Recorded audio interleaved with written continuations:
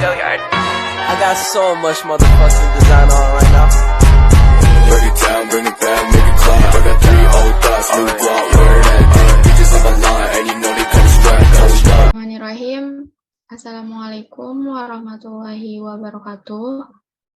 Perkenalkan, nama saya Alawiyah Muzaimah dengan NIM 190800622. Di sini saya akan menerangkan untuk materi dari MK Pater GI dan pernapasan untuk farmakoterapi dari penyakit PPOK itu sendiri. Baiklah, langsung saja ya. Untuk pembahasan yang akan saya paparkan ada beberapa, dan yang pertama itu ada definisi dari PPOK itu sendiri, kemudian yang kedua itu ada etiologinya, yang ketiga itu ada patofisiologi, dan yang terakhir itu ada untuk penata laksanaan dari PPOK itu sendiri.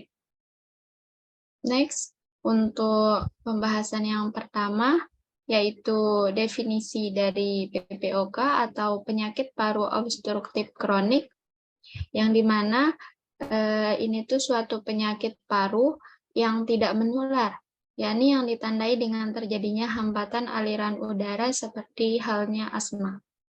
Jadi tidak jauh, agak mirip ya untuk PPOK maupun asma itu sendiri.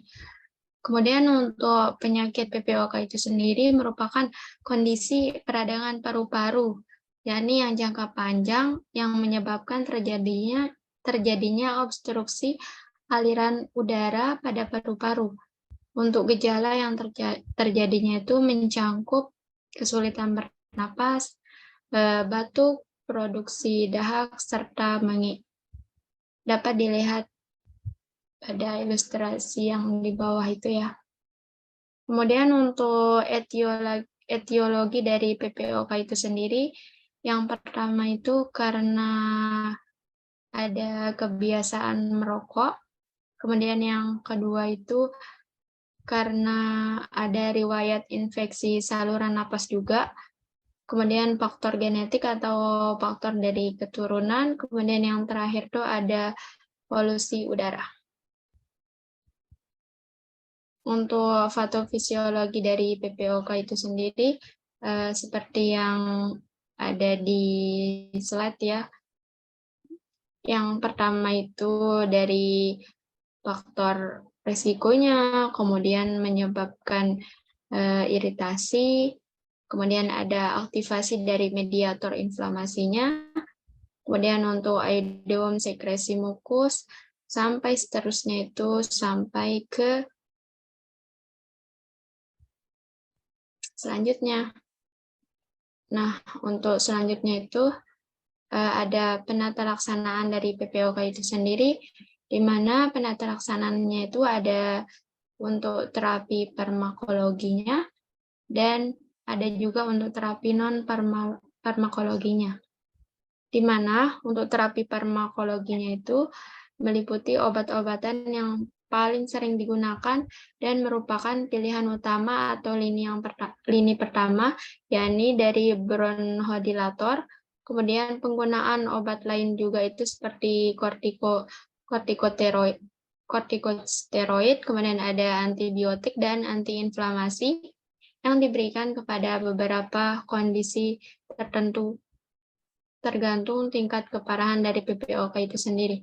Kemudian untuk terapi non-farmakologinya itu bisa menghentikan kebiasaan merokok, kemudian meningkatkan toleransi paru dengan olahraga dan latihan pernapasan juga, sehingga dapat meminimalisir dan dapat mengurangi gejala maupun untuk mengobati dari penyakit PPOK itu sendiri. Dan bisa juga memperbaiki nutrisi, untuk pola makannya, untuk pola hidupnya, untuk diperbaiki lagi, kemudian untuk edukasi. Setelah diberikan pengobatan, maka perlu dilakukan untuk edukasi, untuk pemberian dan gimana cara mengurangi dan memperbaiki dari penyakit tersebut. Sekian dari saya.